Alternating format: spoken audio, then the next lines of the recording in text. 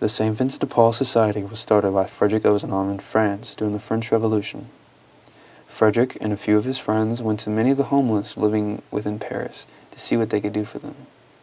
This was the beginning of what they called the Conference of Charity. It was decided that no act of charity would be foreign to them. They would help with food, clothing, shelter, financial assistance, while also offering the gift of friendship and compassion. They chose St. Vincent de Paul as their model and patron because of his known dedication to the poor. As the organization grew, they spread and grew around the world. They formed conferences. The St. Vincent de Paul Society is now a worldwide charitable organization that brings assistance and friendship to the poor or homeless, and has now been in the United States for over 150 years. The first conference in Evansville in 1882 was an old Assumption Catholic church. In 1915, 6 conferences were formed in Evansville. Fast forward to today, and there are 26 conferences in the Evansville district. Matt Williams recently met with Sister Donna Herr of the Evansville chapter to learn about how St. Vincent de Paul helps with our society. So Sister Donna, we're in the St. Vincent de Paul food pantry. Who can come here to get assistance? We serve low-income people. We serve many people who are elderly, are on fixed income, disabled, a lot of single parents. Sometimes people have lost a job and they just need assistance, for, maybe just a temporary time until they can find work. So anybody who is struggling financially at this time. And how many households do you think on average are served each month? We're averaging right now about 1,100 households a month. And that would be, we're usually in the neighborhood of about 2,700 people per month. That would be our average. Is there just one food pantry in Evansville? Oh, there are many food pantries in Evansville. St. Vincent de Paul Food Pantry actually is one of 7 pantries that belong to what we call the Evansville Emergency Food Pantry System.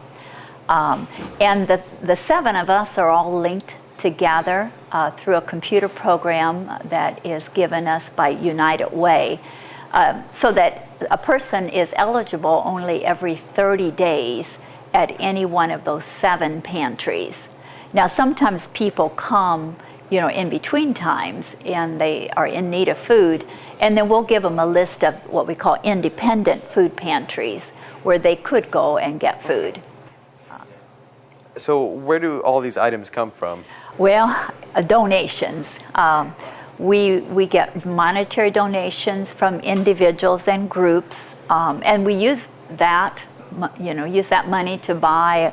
We have the milk and eggs, we have fresh apples and potatoes, cereal and meat. So the monetary donations we use to buy those kinds of things.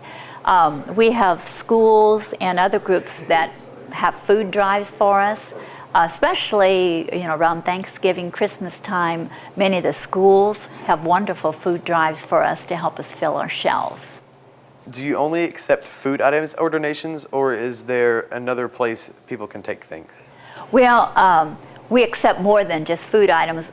With every food order, we try to give, we do give one personal hygiene item, like toothpaste or shampoo or deodorant and laundry detergent, dish detergent, things like that. So we're always in need of those kinds of things as well. We're just grateful that we have the resources, to provide this much needed service in our local community.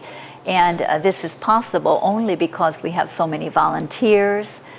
We have about 100 volunteers who help here at the pantry. I have all the regular volunteers, and then I have a large sub list. So if it wasn't for the volunteers and for the generous donations of people, we could not provide this service. So we're very grateful that we can. And if somebody wanted to volunteer, how would they do that? They could contact us here at the food pantry, and then I would, put them on a sub list. Like I said, I have my regulars, but we're always in need of, more people. Thank you very much for your time. Thank you, ma'am.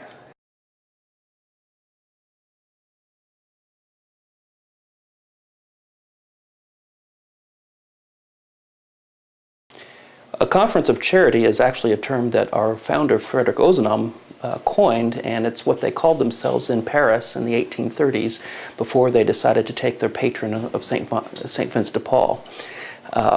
For us in the Evansville diocese, there are 46 conferences usually associated with a Catholic parish, and each one of those has its own governance and membership, and what each of those conferences does is assist the poor in whatever way that they are needed in that particular area of the diocese.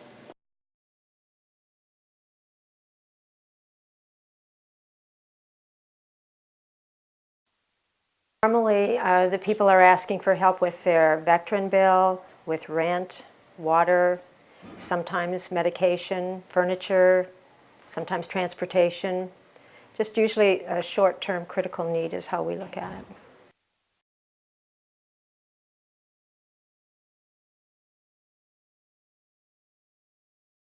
Well, in our case, I'm from a small parish, so we go out and make home visits and talk to them about what it is they need and the amount that they need, for instance, with their veteran bill. Depends on our budget, how much we can help them with. So we give them information on other places to go if we can't help them with the entire amount. We rarely turn anyone down other than perhaps if they've asked, maybe just a short time before, and we tell them they have to wait a little longer. Each conference handles it a little bit different. Some see them once a week, go out once a week. We go out twice a month. So all the conferences handle their people in need a little bit differently. And Kathy's conference deals primarily with people in the city, on the south side of Evansville. My conference is in northern Vanderburgh County and western Warwick County, and so we tend to see different types of people, but essentially they tend to have the same kinds of needs.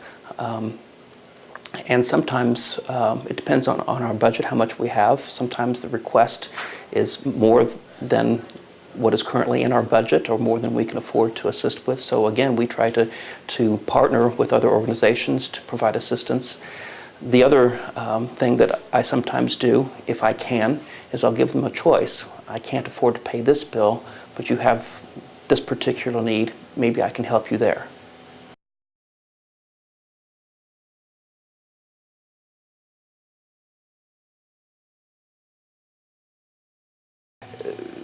The conferences in Evansville are generally associated with a parish, and by parish I mean a geographical area that is associated with a particular Catholic church.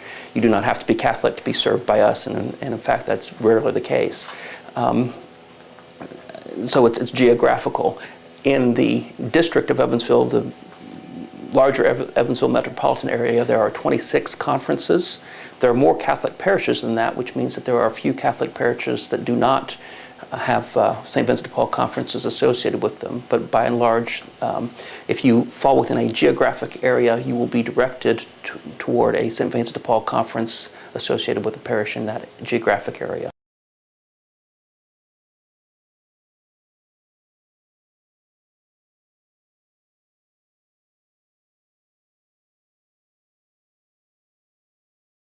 Typically in Evansville, if somebody needs assistance, they call this office first, and this office sends the referral to us. Now that is not the only way that we are supposed to help people.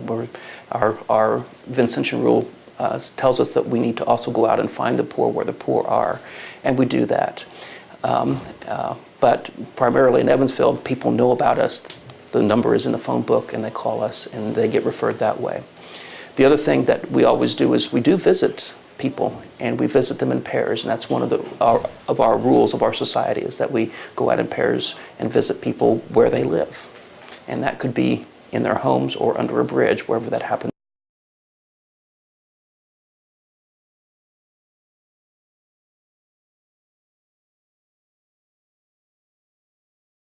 In my conference, we have about 8 members. I'm not sure how many are in Kathy's conference.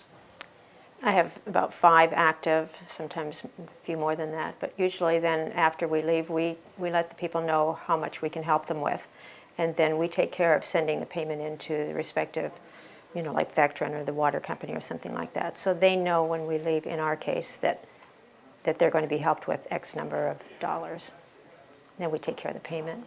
And that's true for most conferences. In my conference, they know either when we leave that we're going to help or very shortly after. Sometimes we have to go back and talk to our treasurer and see what's available, or talk to the other officers of the conference.